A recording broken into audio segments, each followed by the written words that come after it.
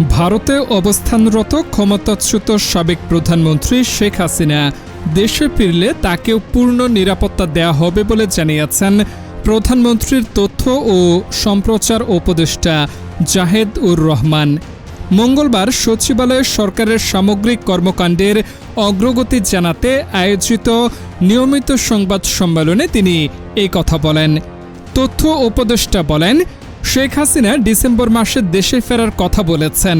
তিনি দেশে ফিরলে তাকে পূর্ণ নিরাপত্তা দেওয়া হবে এবং সব ধরনের অধিকার নিশ্চিত করে বিচারিক প্রক্রিয়ার মুখোমুখি করা হবে। এরপর আদালত যে সিদ্ধান্ত দেবেন তা সবাইকে মেনে নিতে হবে।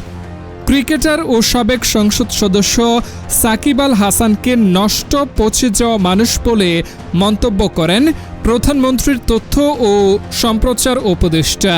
তিনি বলেন, সাকিব আল হাসান দেশে ফিরলে নিরাপত্তার সঙ্গে তার বিরুদ্ধে থাকা অভিযোগ মোকাবেলা করতে পারবেন। সাকিব আল হাসান প্রসঙ্গে জাহেদ উর রহমান বলেন, ভালো খেলোয়াড় হতে পারেন, উনি একজন নষ্ট পচে যাওয়া মানুষ, যে মানুষ হাসিনার সঙ্গে অ্যালাইন হন এবং এখনও অ্যালাইন থাকেন।